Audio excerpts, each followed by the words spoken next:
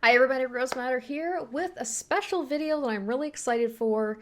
As you can tell from the videos I've been releasing lately, I cannot stop doing tier lists. They are so much fun, and I thought this would be a fun one. Today I'm going to be ranking visual novel protagonists. Now, there's a couple of rules for this. So the first is obviously they have to be from visual novels that I've played, but I'm not restricting myself to just games that I've played on the channel. I'm including games that I've just played in general. Um, I've played a lot of visual novels. I hope I got all of them, but there may be some that I am missing.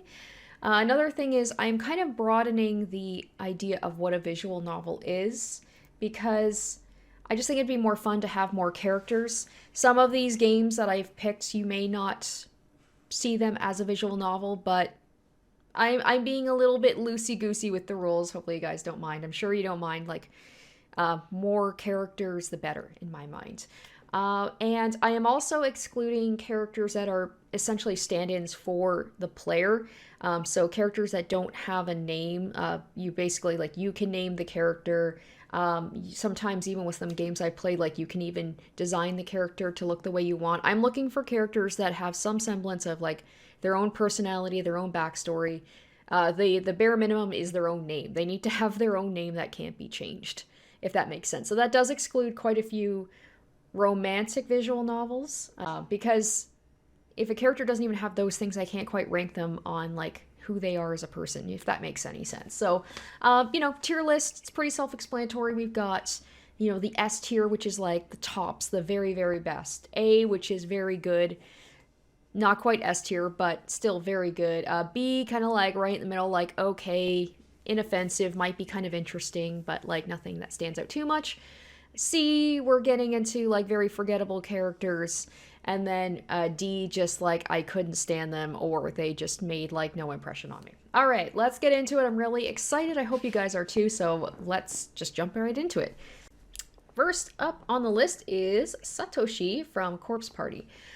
Now, this is another thing too, is there are some games on my list where there may be multiple protagonists, but I have narrowed it down to basically what I see them as, the main protagonist. So Satoshi, he's a pretty vanilla character. He's white bread. He's inoffensive, he's kind, he's helpful, takes charge sometimes, but it also is quite happy to let other people take charge when and he can be a little bit indecisive. So he's a pretty realistic protagonist in a game like Corpse Party where there's a lot of crazy crap happening. And he's just a high schooler who's never dealt with anything like this before. But I find his design to be pretty bland. His personality is pretty bland. He's about as close to an empty shell that you can just impose yourself onto the character as possible while still, having his own personality and stuff. So we're gonna put him in C tier. A character that I can't say that about, who's quite the opposite, is Sissel from Ghost Trick. I really like him. As you can tell, he is about as far removed as possible. A lot of these protagonists kind of have the same look, brown or black hair, dark hair, kind of plain clothing. They don't really look too different from each other. They don't really have a special look to them. Sissel is completely the opposite. He is a very flashy character, as you can see. He has a very fun personality. He can be a little bit of a dick sometimes, but for the most part, I wouldn't even say he's a dick. He's got his own thing he's trying to do, and he does help people, but sometimes he does see it as an annoyance. He's I have my own stuff that I'm trying to figure out. I'll help you, I guess, because it's going to maybe help me.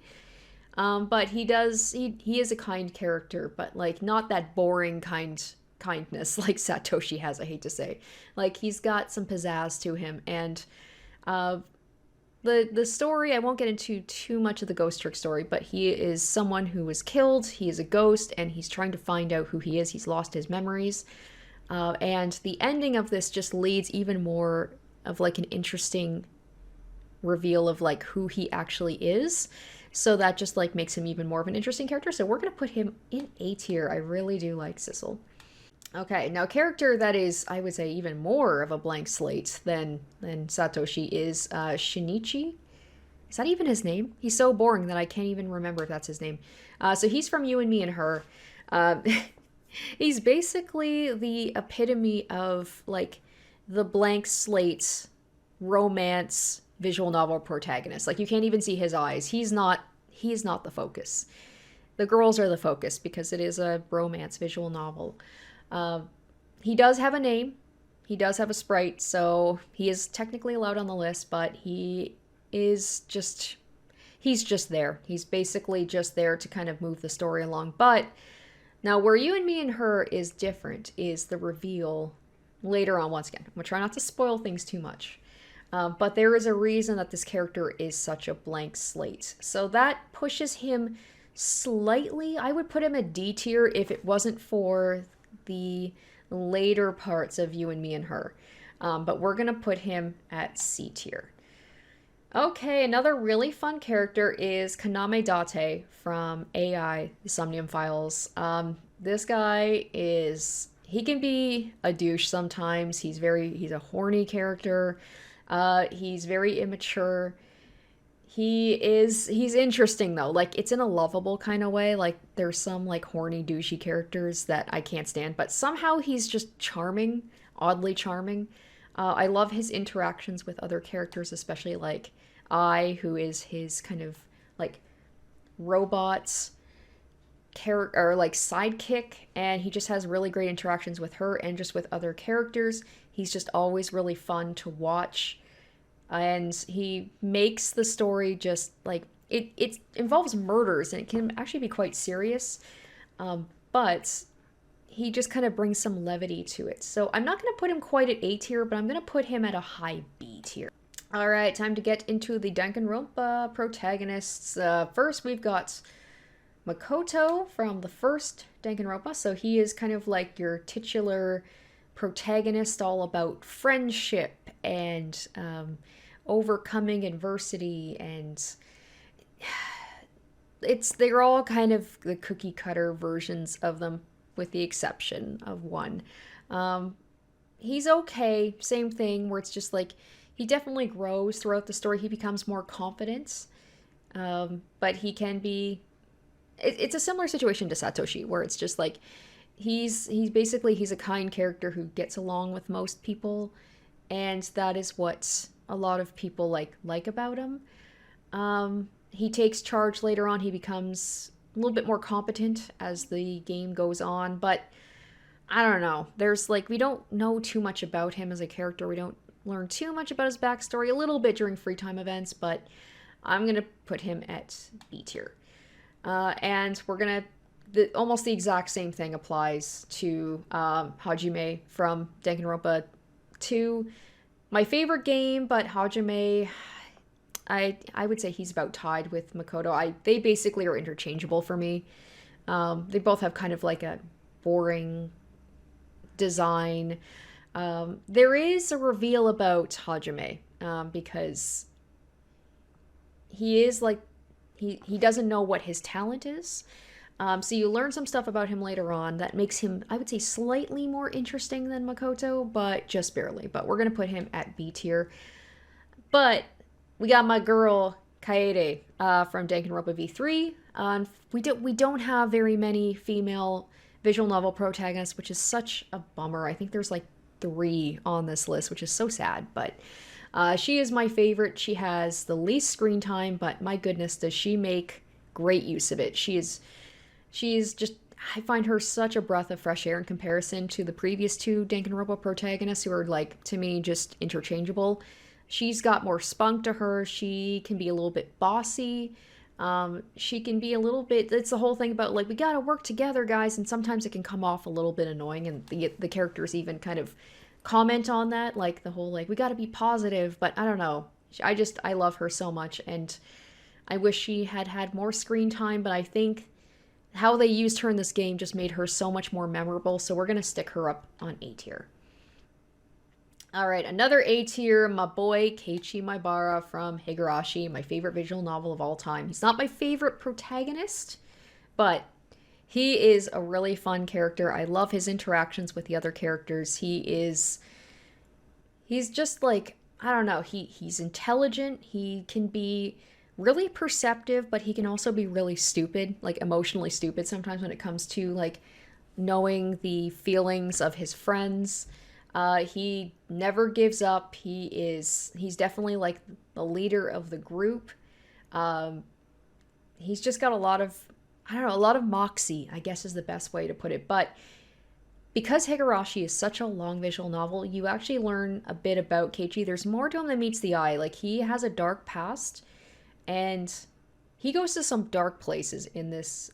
So, like, you got the two parts. Like, some of these protagonists are a little bit too goody-goody.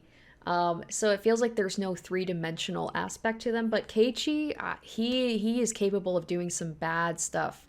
But he tries to be a good person, so we're gonna stick him. For me, he's like high A tier.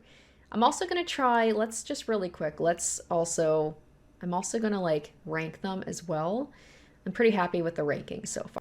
Okay, so next up we've got the Phoenix Wright or the Ace Attorney protagonist. So let's start off with Ryunosuke, who is the like ancestor of Phoenix Wrights.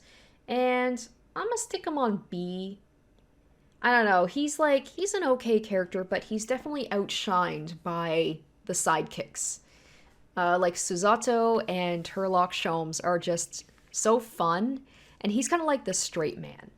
They all kind of follow the same formula about like these lawyers who become more confident in themselves and more competent as it moves on, and he does have some cool moments, but he just gets outshined constantly by the other characters around him. And like the Ace Attorney series tends to have that happen a lot, where it's like the main character is like the straight man, and then you've got everyone around you is just kind of like goofy. But I don't know. He's just like, he was meh. He's okay. Now, Phoenix Wright himself, I feel like he is the exception. Like, calling him the straight man I feel like it's not accurate, because he's capable of such fun reactions, and he is, like, it's a series that follows him when he starts off as, like, a rookie lawyer, and then it goes through him becoming like amazing, and then he gets disbarred. He goes through like a whole arc about like he loses his license, and then he has to like bring himself back, and then he comes back stronger than ever, and he becomes mentors to other junior lawyers, and he just goes through such a journey. And I have such an attachment to this game, and I love him so much. Like, he is goofy, but he like has his badass moments as well.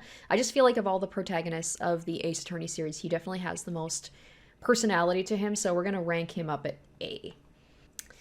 Now we got poor Apollo. I feel like he's the butt monkey of the Ace Attorney series. Like, nobody seems to really like him, or if they do, they definitely like, I don't know if he's anybody's favorite Ace Attorney protagonist. You guys can correct me if you've got any big Apollo Justice stans. Make yourself heard, let me know, but I'm gonna stick him just slightly below Ryunosuke. Like, the thing about Apollo is his thing is he yells. That's all I remember about him, is like he yells to like get himself hyped up. And he has a little bit of an inferiority complex. He gets bossed around a lot by Phoenix and by oh my gosh, what is her name? Athena, who comes up in Dual Destinies. And I just feel of the three of them, between Phoenix and Athena and Apollo, he's probably the one who's like the least interesting to me. So, sorry Apollo. Okay, next we've got Junpei from 999. You guys, I have so many people ask me to play 999 on the channel. I've already played it. And I have a rule on my channel for the most part is I do not play games I've already played.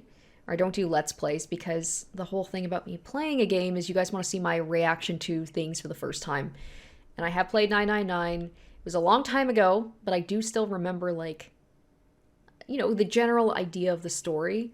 And that's a game where, like, it's the reveals that themselves are interesting. So I feel like if I played it again, it just wouldn't have the same, I don't know, oomph to it. But unfortunately, because I haven't played it in a long time, Junpei, I remember his name, but I don't really remember much about him. I remember, like, his, you know, like his friendship, possible romance with the girl, I believe her name was June. or at least that was her code name. But I don't remember much about him, so we're just gonna put him on C tier. I'm sure he's a good character, but like he's not very memorable to me, so I can only put him in C. Alright, so another game people have asked me to play on the channel, and I have played it on my off time, so unfortunately there will not be a Let's Play of this, is Raging Loop. And, oh my gosh, I've got feelings about Raging Loop. I have to say, I think that is the game that probably dropped off the hardest between the first half and the second half of, like, any game that comes to my mind. I loved the first half of Raging Loop. This is turning into me, like, ranting about Raging Loop. That is the game that I had, like, I think had so much potential, and it just fumbled it. It's like the Game of Thrones of video games. It's like, except, yeah, I would say it's like the Game of Thrones, because the Game of Thrones, like, the first, 5 seasons were, like, amazing, 4 or 5 seasons, and then just slowly, and then right at the end, just absolutely just crashed.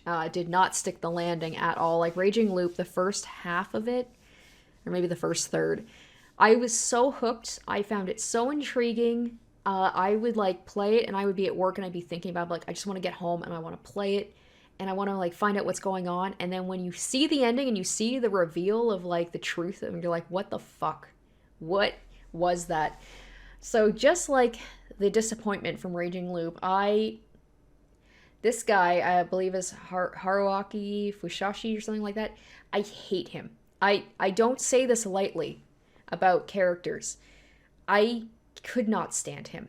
I don't know what it was about him. It was like his smug face, his stupid smug face. His voice was like kind of whiny, but like condescending. He just had an attitude like he was better than everybody else.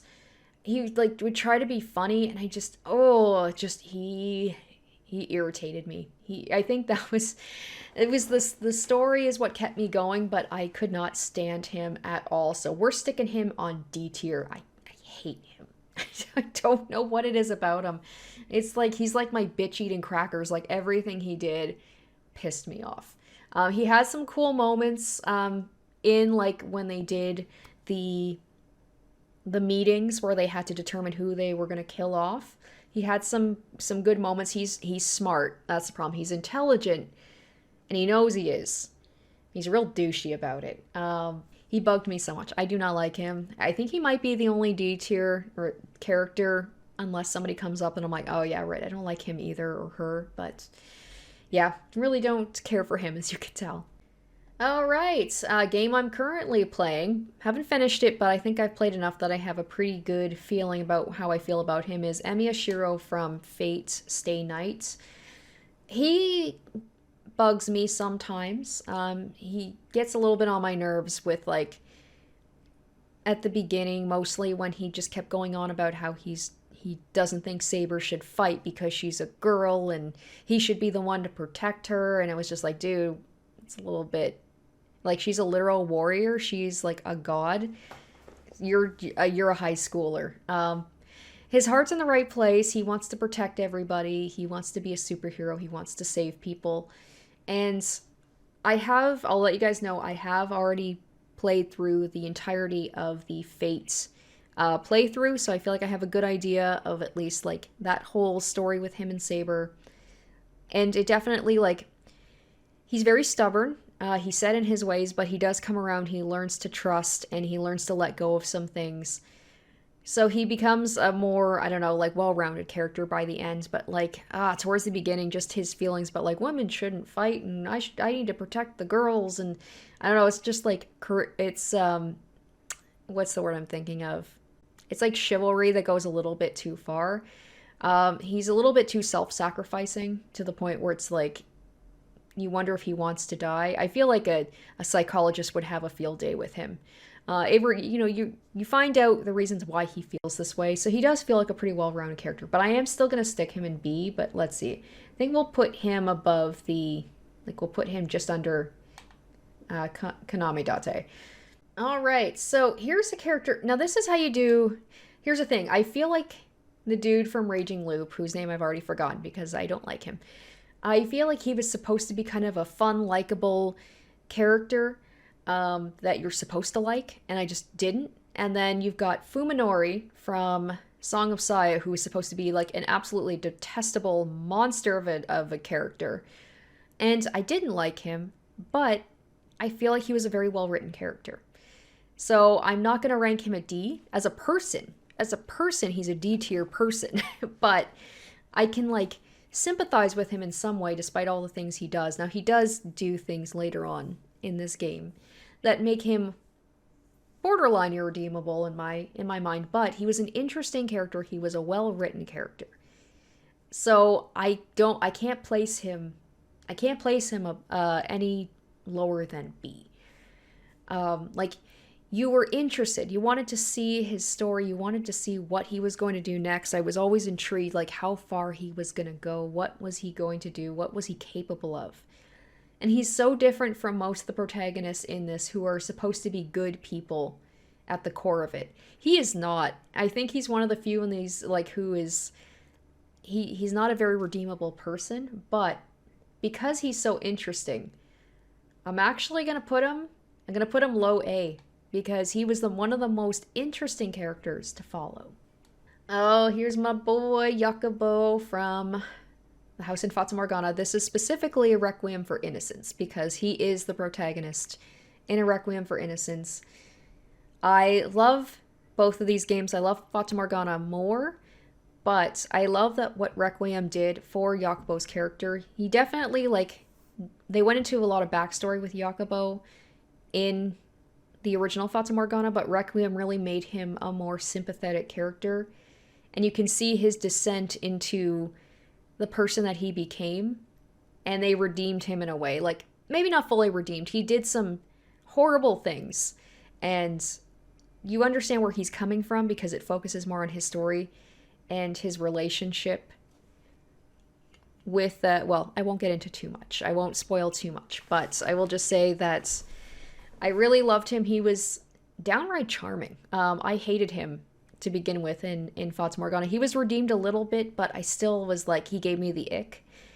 But Requiem just made me like really sympathize with him, and he was so much nicer than I thought. But then, unfortunately, the responsibilities of like the world just crushed him and just turned him into a monster. But I don't know. Unlike Fuminori, I felt like I understood him more. So we're gonna stick him in A tier.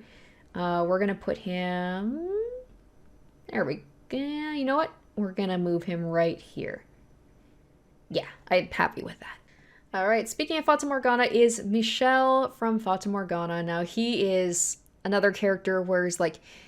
He's a little bit of a prickly character. He's a shut-in. He's mysterious. You don't know too much about him. But as you learn more, like, he opens up to both his, the love of his life and also the audience. And he's actually kind of a goofy character. He's a little he's very awkward. He's not a little awkward. He's very awkward. He's not been socialized very well. He has an absolute tragic backstory. Almost every character in Fata Morgana has a tragic backstory. But Michel's is up there. It's just like, oh, it made me cry multiple times. The things he went through, and yet still he remained a kind person through it all.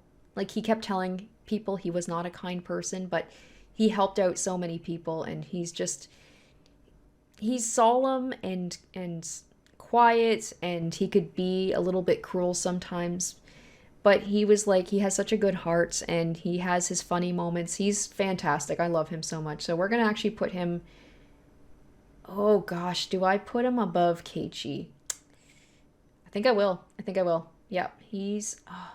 There is the S tier. I haven't even been putting a lot of people down in A. You know what? Michel is going up in S tier, actually. He is fantastic. I love him so much. Okay, another character from a not as well-known game that I live streamed was Valhalla, one of the few female protagonists. I think one of 3 that we've got here. This is Jill. She is a bartender.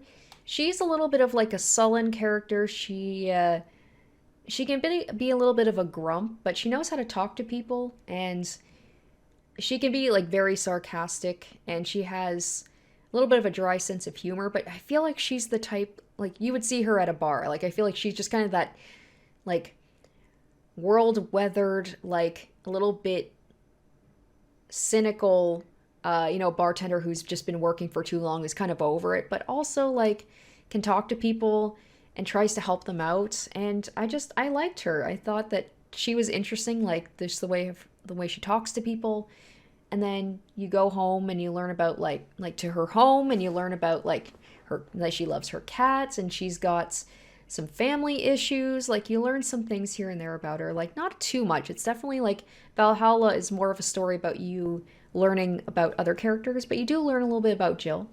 And I quite like her, so we're gonna stick her, we'll put her kind of like right in the middle of the B tier. Alright, so just a couple more guys. So the next one we have is Rintaro Okabe, or Hoyen Kiyoma, I believe is his the name he gives himself.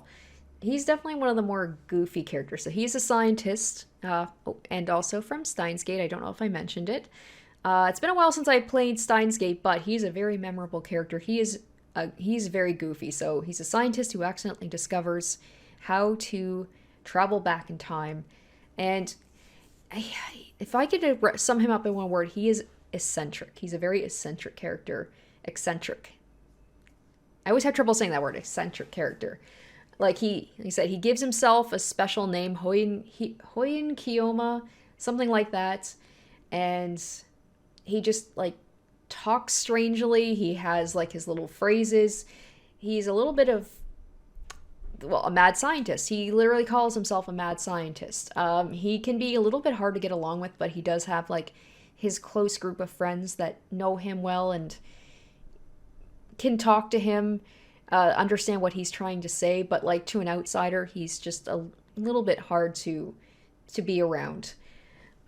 He's very obsessed with like his work, but he has a kind of heart. He loves the people close to him, and there's a thing that happens that causes him to have to go back in time over and over to reverse a certain tragic event that happens to somebody he knows. And he slowly loses his mind, but he's so determined to save somebody. So it just goes to show that, like, he can seem self-centered and, like, wrapped up in his work. And, he has a hard time, like, talking to people. And sometimes he comes across as, like, he just cares about what he wants. But deep down, he is a very caring person. And once again, it's a very long visual novel, so he has a lot of time for character development. And I know that there's more to Steins Gate. I've played the original. So I'm sure he's going to grow even more.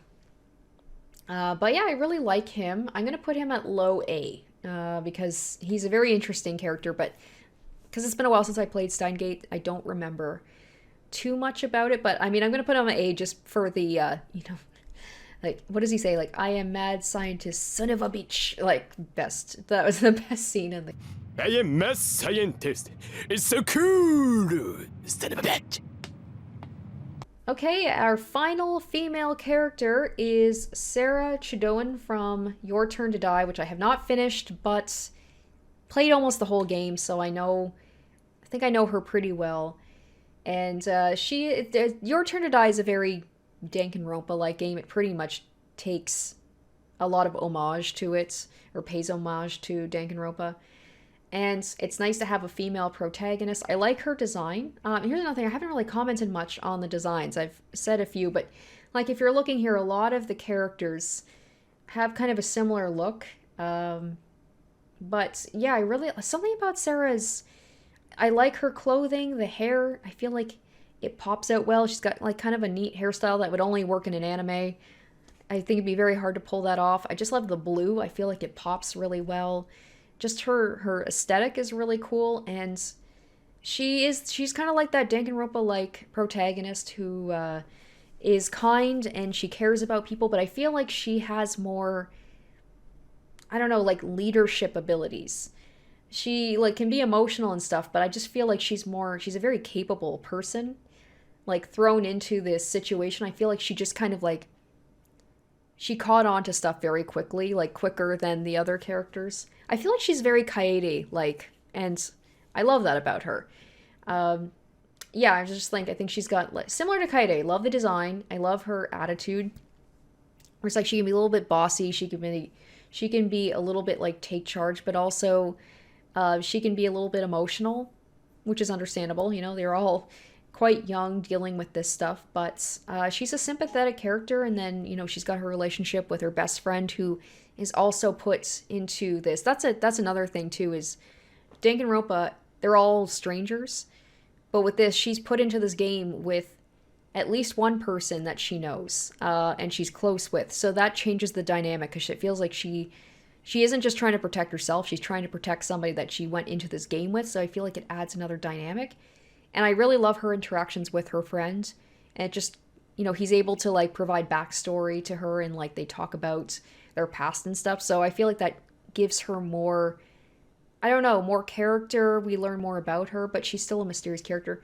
I just really like her. I just think she's neat. So since I find her similar to Kaede, despite the fact that she lasts longer, I still like Kaede just a little bit more. But we're gonna put her in A tier.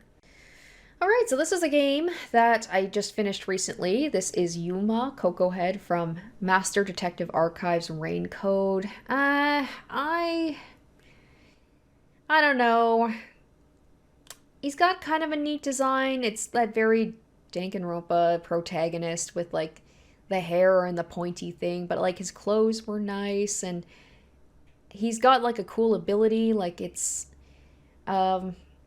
but once again, he's like the straight man surrounded by a bunch of goofy characters with way more interesting designs. It doesn't help that he's always like being followed by Shinigami, who, at least in her like non-ghost form, has a very good design, and he's just kind of mid. And his personality, I find, is kind of mid too. It doesn't help that he has amnesia, so he doesn't know too much about himself. And he's trying to find out like who he is. Though the reveal's kind of cool about who he actually is. But I just find him just to be like, once again, he's very like Satoshi to me. A little bit of a pushover. He gets roped into helping people. He doesn't seem to have much agency. He doubts himself a lot. I'm gonna put him at C. I'm gonna put him like, we'll put him just below, or should I put above Satoshi? I'll put just above. We'll put him at high C. Like, the game itself was okay, but he was just, I feel like, the least interesting character surrounded by interesting characters. And I feel like that is something that happens a lot in these types of visual novels that have like a wide cast of characters, is they tend to be kind of the most boring of the characters, because like you have to have some sort, like a person to basically be the voice of reason, to be the anchor to all of the craziness going around.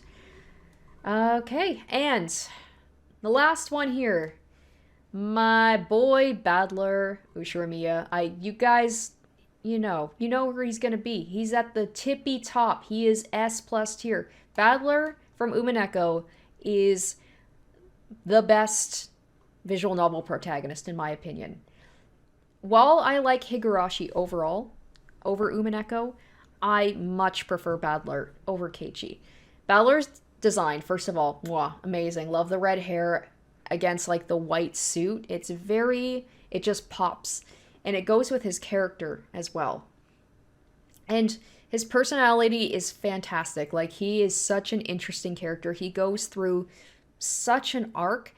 And you guys who've watched my Umineko playthrough, it's hilarious, because the first episode, I'm like, I don't like this guy, because he hits on his cousin, and then he makes like a little bit inappropriate comments about another cousin of his who is like 9 years old.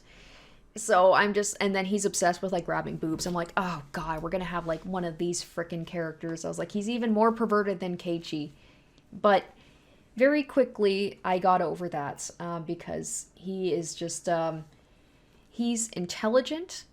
And that's another thing too. I think I said in the first episode, I saw him as like, I thought he was gonna be kind of a jock character. He's just like this teenager who's obsessed with girls and boobs.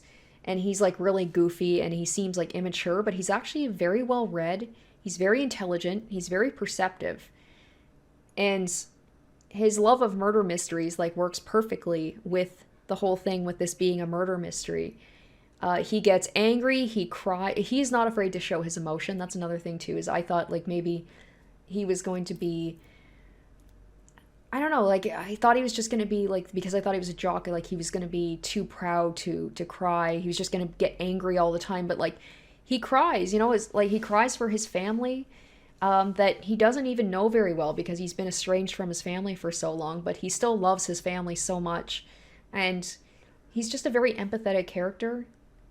Sometimes he misses the mark on that, of like what people are thinking and what people are feeling, but for the most part, he feels very strongly for people, and he just wants to save people, and he just he's fantastic, and he goes through such an amazing transformation because this is a very long, it's like a 60-hour long visual novel, so he goes through such a great change, and he sees in himself like what he did wrong, like he hurt people, he disregarded people's emotions and their feelings, and he works to fix that and to be better. And it's just amazing seeing that like that transformation. It's gonna take something special, like a really special character, for Battler to get knocked off the top. But to me, like there was no question going into this when I made this list that Battler was going to be at the very top. So I'm sure you guys saw that coming, and I'm sure you're going to be happy with that.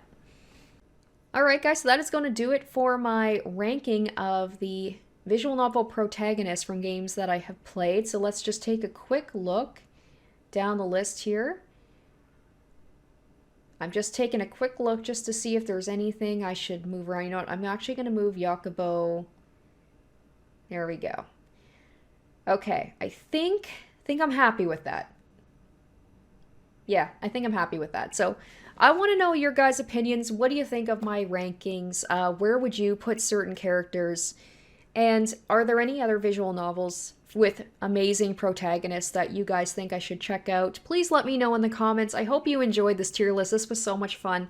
Also, if you have any ideas for other tier lists you'd like me to do, because apparently I can't stop making them, please let me know as well. I'd love to hear your suggestions. Thank you so much for watching, and I will see you next time. Until then, bye guys.